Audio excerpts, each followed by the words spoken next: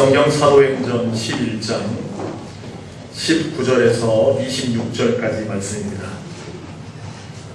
신약성경 사도행전 11장 19절에서 26절까지의 말씀을 제가 받들어 읽겠습니다.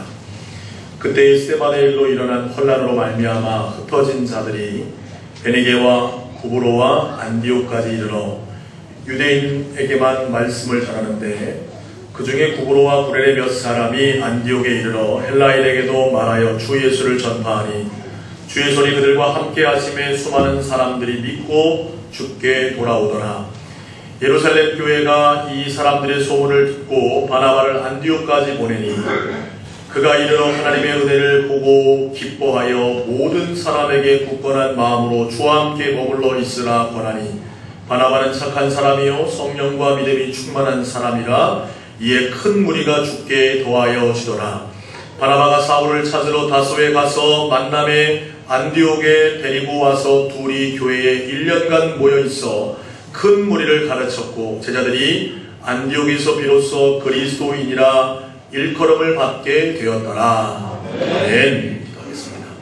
하나님 아버지, 오늘 이 시간 주의 말씀 듣기 위해 사랑하는 하나님의 자녀들이 마음을 열고 하나님의 말씀에 귀를 열어 경청하오니 하나님, 오늘 이 시간 부족한 종을 통해 말씀하셔서 그 말씀이 우리의 마음바탕에 떨어지며 또 싹이 트며 열매 맺어 하나님께 영광 돌리는 귀한 저희들이 되게 하여 주옵소서. 아버지 하나님, 연약한 종을 세우셨습니다. 성령 하나님께서 함께 하셔서 살아계신 하나님의 말씀만 대언하고 그 말씀으로 인하여 승리하는 우리 부연남북교회 모든 성도들이 되게 하여 주옵소서. 예수님 이름으로 기도합니다. 아멘. 여러분, 제가 여러분 축복할 때 아멘 하시면 하나님께서 여러분의 삶을 그렇게 이끌어 가실 줄로 믿습니다. 여러분 행복하십시오. 성령 충만하십시오. 하나님의 교회를 든든히 세워가는 하나님의 종들 되시기를 주님의 이름으로 축원합니다. 오늘은 38주년을 맞는 우리 교회 창립 기념주일입니다. 지난 38년 동안 우리와 함께 하셔서 이 부여지역과 논산지역과 충남을 위해서 사용하신 하나님 앞에 감사와 영광의 박수를 한 번 더 올려드리겠습니다.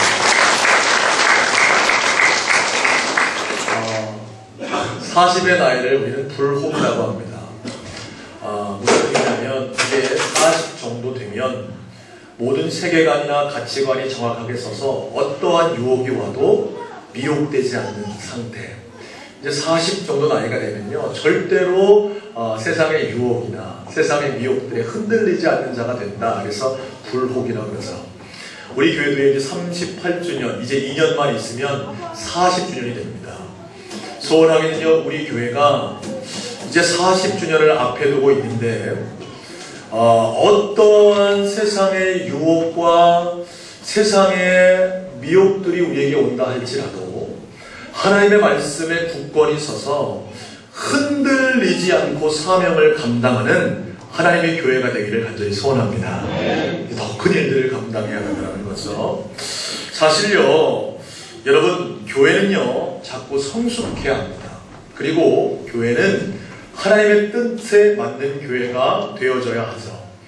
제가 사실 부여남부교회에 이제 청빙 이야기가 있은 뒤에 첫 번째 이제 목사님 와서 설교 좀 해주십시오 그렇게 부탁을 받고 제가 수요일 저녁으로 기억됩니다. 와서 사도행전 13장의 말씀을 가지고 안디옥 교회에 대한 말씀들을 나눴어요. 기억나시나요? 그때 계신 분도 계시고 그 뒤에 이제 오신 분들은 제가 한 말씀을 잘 기억이 안 나시나 못 들었으니까요 모르실 텐데, 그때 제가 이제 안디옥 교회를 교회의 모델로 제시하면서 세 가지를 말씀드렸어요. 첫째는 교회는 가슴이 넓은 교회가 되어야 한다. 따라합시다. 교회는 가슴이 넓어야 한다. 뭐가 넓어야 한다고요? 가슴이 넓은 교회가 되어야 한다. 왜냐하면 모든 사람들을 다 수용해야 되기 때문에 교회는 가슴이 넓어야 된다. 있는 자나 없는 자나 또 건강한 자나 약한 자나 배운 자나 못 배운 자나 모두를 다 수용해야 되기 때문에 교회는 넓은 가슴, 수용성을 가져야 된다. 제가 그런 말씀을 드렸어요. 또한 교회는 사람이 주인이 아니기 때문에 하나님께 열린 귀를 가져야 된다. 그런 말씀을 드렸어요. 따라합시다. 열린 귀를 갖자. 뭐를 갖자고요? 열린 귀. 그래서 기도하면서 하나님이 우리에게 무엇을 말씀하시는지를 듣고 그 말씀 따라 교회는 나아가야 된다. 제가 이런 말씀을 드렸어요. 그리고 교회는 따라합시다. 순종하는 발을 가져야 된다. 뭐를 가져야 된다고요? 순종하는 발. 하나님이 우리에게 말씀하시면 그 말씀 따라 그대로 환난이 오고 고난이 와도 역경이 와도 그 말씀에 순종할 수 있는 순종하는 발을 가져야 된다. 그래서 제가 여러분에게 안디옥 교회를 모델로 제시했습니다.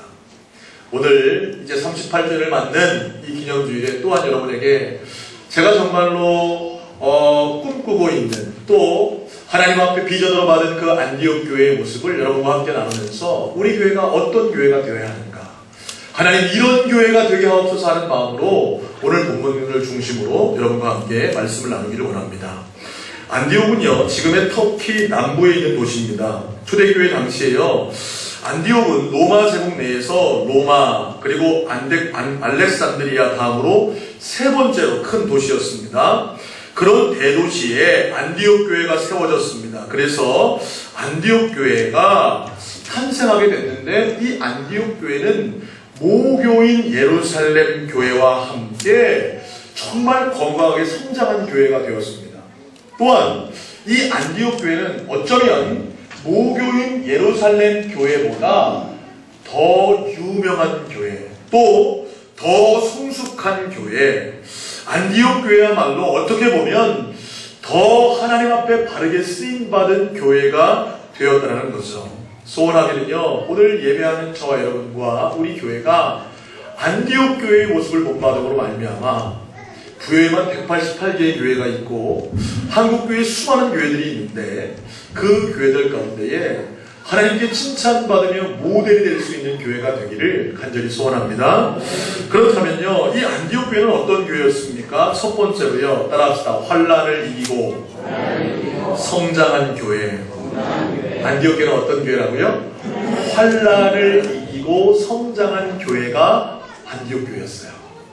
안디옥 교회는요, 어려움이 있었지만 그 어려움을 복음 전도로 승화해서 성장한 교회가 바로 안디옥 교회였습니다. 우리 한번 성경 말씀 읽겠습니다. 사도행전 11장 19절에서 21절까지 말씀 같이 읽어볼까요? 시작.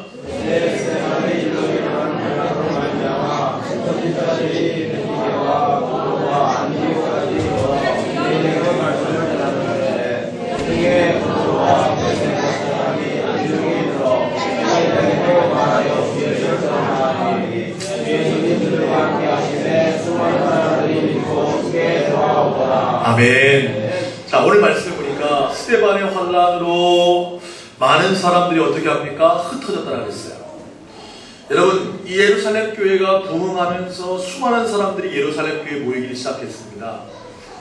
그런데요, 이 초대교회가 잘 부흥하자 그 당시에 유대인들은 증오감으로 가득 차 있는 거예요. 왜? 자기들이 십자가에 달아 죽인 예수, 이단자, 신성을 모독한 자, 자기들이 그래서 십자가에 처형한 그 예수를 따르는 무리들, 이 초대교인들이 자꾸 부흥하는 거예요. 그리고 그들이 성전 앞에 와서 솔로몬 행각에서 또는 여러 곳에서 주의 복음을 막 전파하는데, 베드로가 복음을 전파하자 3,000명이 회개하고, 그것도 유대인들 3,000명이 유대교를 믿는 사람들이 막 회심하고 예수를 따르는 무리에 막 포함되는 겁니다. 그러니까 그들에게 증오심이 계속해서 커지고 있었어요. 그러던 중에 스데반이라는 사람이 그 유대인들을 향해서 또 복음을 증거합니다. 예수 그리스도를 전하자 그 분노심이 극에 달해서 그들이 돌을 집어들고 스데반을 향해서 던지기 시작하는 거예요. 그래서 이 유대인들에게 돌을 맞아서 스데반이 그 자리에서 순교하게 되죠. 그 일로 말미암아 이 유대인들의 분노가 확 터지면서 예루살렘 교회에 핍박이 시작됐습니다. 그래서 예수 믿는 자들을 잡아오게 가두고 핍박하고 때리고 그렇게 하기를 시작하자 사람들이 이 환난을 피해서 많은 곳으로 흩어지는 거예요. 어떤 사람은 사마리아로 가고 어떤 사람은 더 멀리 이방으로 자꾸 옮겨가는데, 오늘 말씀해 보니까 19절 말씀에 그 흩어진 자들이 베니게와 구브로와 안디옥까지 이르렀다. 예. 이 예루살렘에서 흩어져서 자꾸 북쪽으로 진행하는 거죠. 그래서요, 저 유럽으로 향해서 자꾸 동아시아 쪽으로 나가는 겁니다. 서아시아 쪽으로 나가는 겁니다. 그러자 이 사람들이 흩어져서 가면서 한 것이 무엇이었냐면 복음을 전하기를 시작하는 거예요. 오늘 말씀해 보니까 그 사람들이요, 안디옥에까지 이르러 유대인에게만 복음을 전하는데, 그 중에 몇몇 사람들이 구브로와 또 구레네 몇 사람이 안디옥에 와서 그 안디옥 사람들, 다시 말하면 이방인들, 유대인들이 부정하다고 생각했던 그 이방인들에게 복음을 전하기를 시작해서 그렇게 모인 공동체가 어떤 공동체예요? 바로 안디옥 교회였어요. 이 안디옥 교회는요, 예루살렘 교회에 당한 그 환란을 오히려 이용해서 그 환란 가운데 복음을 전해 세워진 교회가 어떤 교회라고요? 안디옥 교회라는 거예요. 안디옥 교회는요, 그런 위험 속에서 세워졌습니다. 안디옥에 가서 복음을 전하면서 그 환란을 피해서 수많은 사람들이 어려웠음에도 불구하고 복음을 전하자 하나님의 사람들이 예수를 믿고 돌아와 어떻게 해요? 그 안디옥에서 예수 그리스도를 믿기를 시작하는 거죠. 여기서 우리는 중요한 교훈을 얻을 수 있어요. 여러분, 교회는요, 환란 가운데 부흥하며 환란 가운데 일어서게 되는 줄로 깨닫게 되시기를 주님의 이름으로 축원합니다. 예루살렘 교회에 환란이 왔지만 그들이 가서 그 환란을 이겨내며 교회를 세워가는 거예요. 우리 교회도요, 지난 38년 동안 제가 와서 들어보니까요, 많은 환란과 어려움들이 있었더라고요. 그 환란과 어려움이요, 물질에 대한 어려움이었을 때도 있었고, 또 어떤 때는요, 큰 사고가 우리 교회에 있어서 그 사고 때문에도 수년간 너무나 힘든 시간들을 보낸 적도 있었다는 이야기를 들었습니다. 크고 작은 환란들이 계속해서 우리 교회에 38년 동안 있었어요. 그럼에도 불구하고 우리 교회가 지금 이렇게 아름다운 성전에서 하나님을 예배할 수 있다는 것은 하나님의 특별한 은혜인 줄로 저는 믿습니다. 앞으로도요, 우리가 하나님의 사명을 감당해 나갈 때에 환란이 없었으면 좋겠지만, 없으란 법이 있어요? 없어요? 없어요. 우리가 더 많이 주의 사명을 감당하려면 우리에게 희생을 하나님은 요구하시죠. 우리에게 또한 헌신을 요구하세요.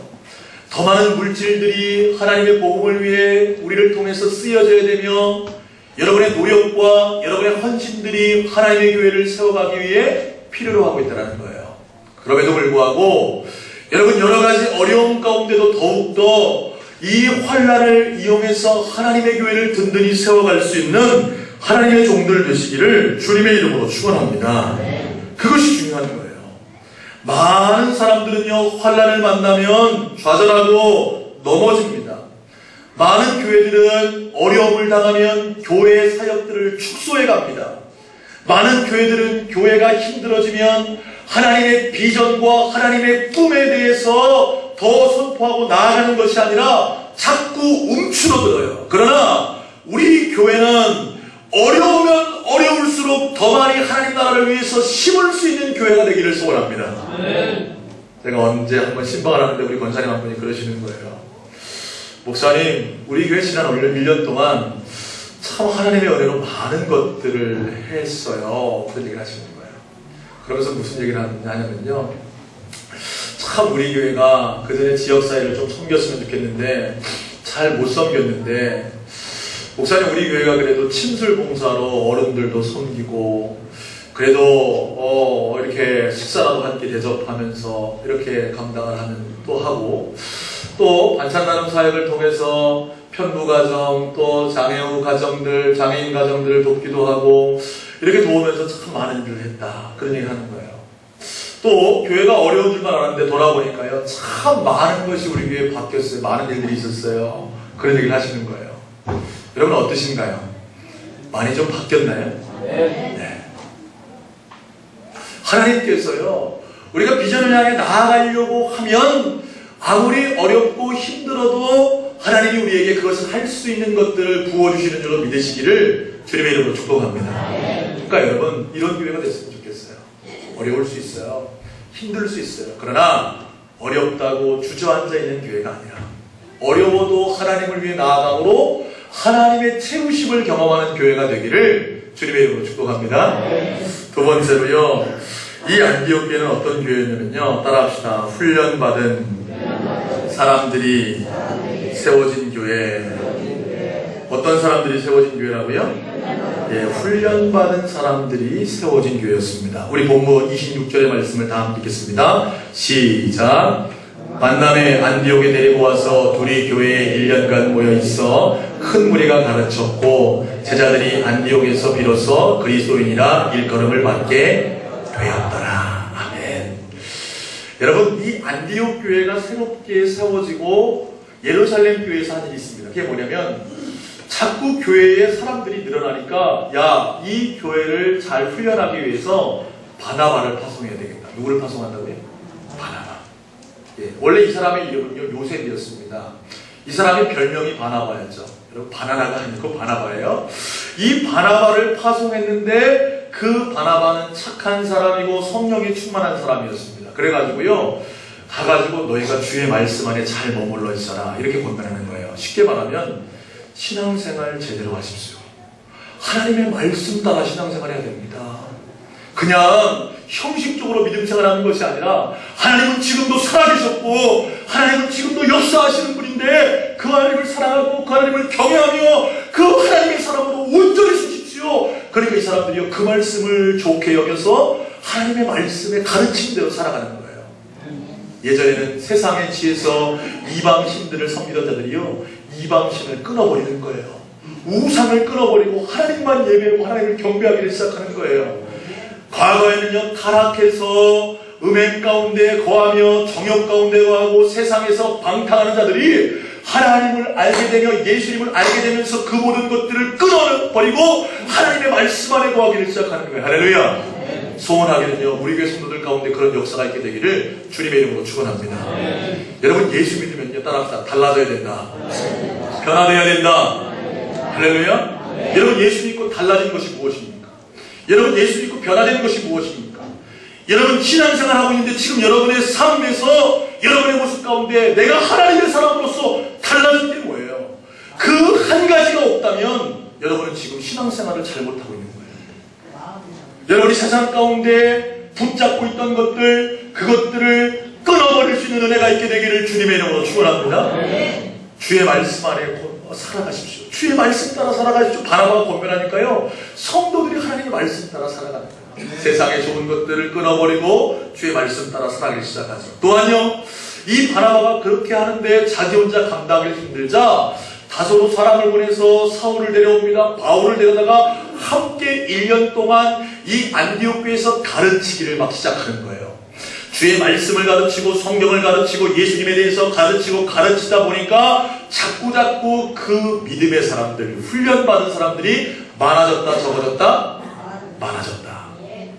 또한요, 오늘 말씀을 보니까 뭐라고 고백하고 있냐면 26절에 안디옥에서 비로소 그리스도인이라 일컬음을 받게 되었더라, 이렇게 되어 있어요. 여러분, 그리스도인이라는 말은 우리 스스로 나는 그리스도인입니다, 나는 예수 믿는 사람입니다, 이렇게 말하는 게 아니고, 그리스도인이라는 말이 처음 생긴 것은 뭐냐면 세상 사람들이 보니까 이 안디옥에서 몇몇이 교회 간다고 교회 다닌다고 하니까 딱 보니까 이 사람들이요, 변화된 거예요. 달라진 거예요. 그러면서 나가면 날마다 뭐라고 하면 너도 예수 믿고 예수 그리스도를 영접해서 나처럼 좀 변화되라, 이렇게 자꾸 하니까 사람들이 이 사람들을 그래서 뭐라고 별명을 붙이기 시작하냐면 저 사람들은 그리스도인이다, 이렇게 별명을 붙이는 거예요.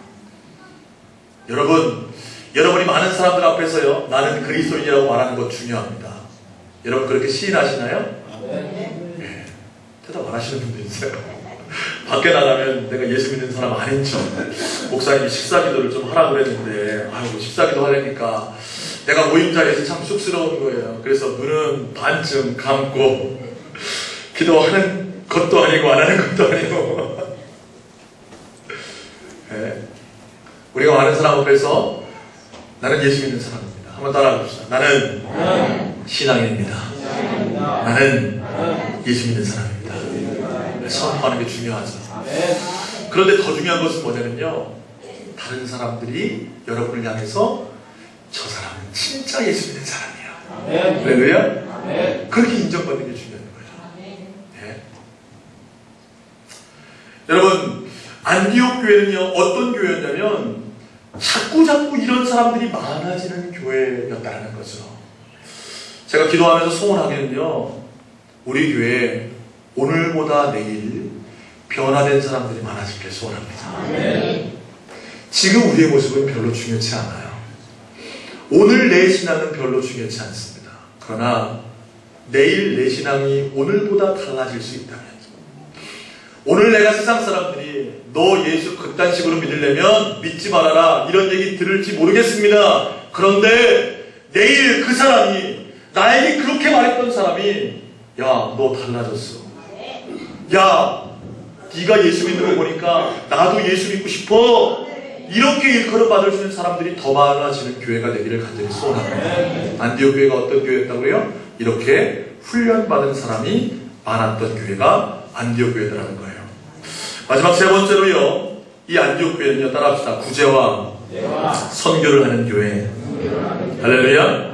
안디옥 교회는 어떤 교회였다고요? 구제와 선교를 하는 교회였어요. 자, 오늘 본문 27절부터 30절까지 말씀을 읽겠습니다. 시작. 선지자들이 예루살렘에서 안디옥에 이르니 이중에 아가니와 가라니 일어나 성령으로 말하되 하나님의 그런 종들이 들어와 오니 클라우디오 때에 그렇게 되니라. 제자들이 각각 그 힘대로 유대에 사는 형제들에게 부조를 보내기로 작정하고 이를 실행하여 바나바와 사울의 손으로 장로들에게 보내니라. 아멘.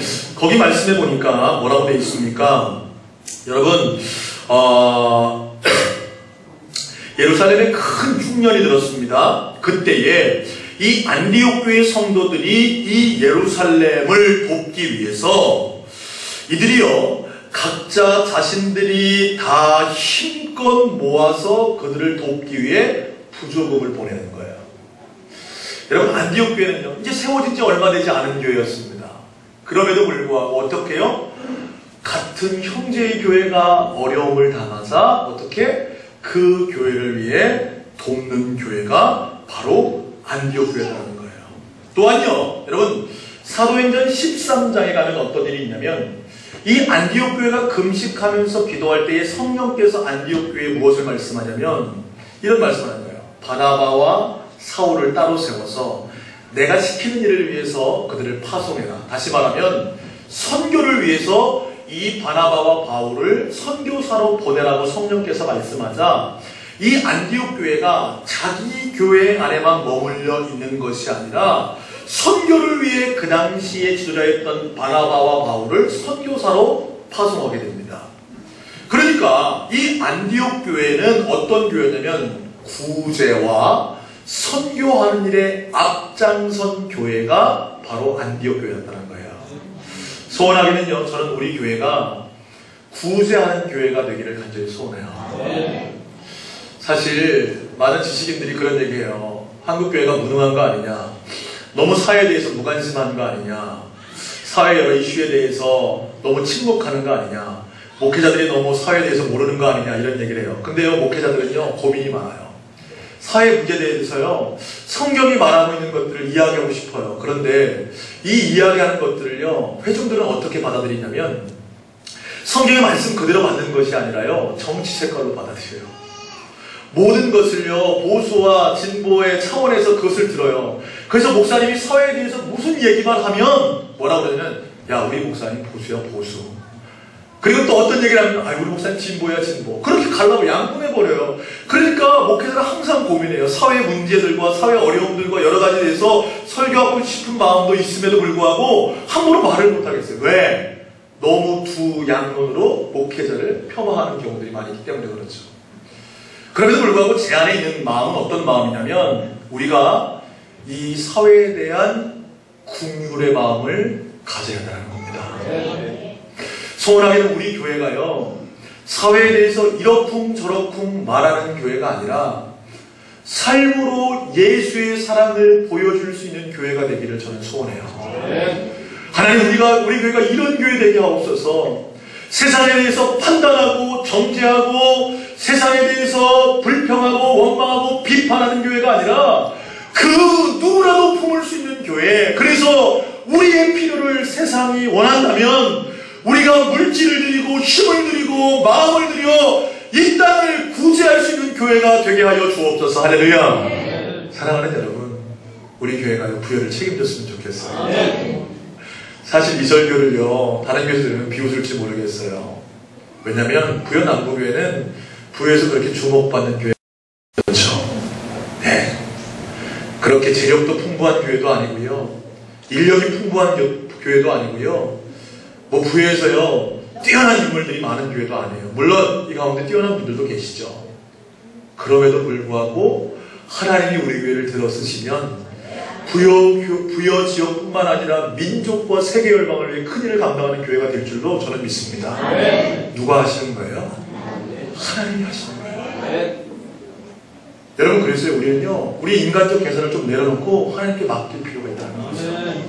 또한요, 제가 계속해서 드는 마음은요, 하나님께서 우리 교회를 사용하셔서 복음 전도와 해외 선교를 위해 일하는 교회가 되었으면 좋겠다. 제가 기도하면서 하나님 계속 이런 마음을 주세요. 어떤 마음을 주냐면, 내년에는 우리 교회가 선교사를 파송했으면 좋겠다. 하나님, 도저히 계산이 안 나오는데요. 제가 기도하면서 계산해요. 참 믿음이 없어요, 목사가요. 하나님, 우리 1년 예산이 이만큼입니다. 그리고 1년 예산 가지고 이런 일들을 해야 되고요. 하나님, 이런 일들이 많이 있습니다. 근데 어떻게 선교사를 파송할 수 있겠습니까? 근데 한편으로 하나님께서 기도하면서 믿음을 주세요. 하나님의 나라를 위해 우리가 씨앗을 심으면 그 모든 것들을 하나님께서 우리에게 더하실 것이다. 할렐루야. 그런 마음이 제가 들어요.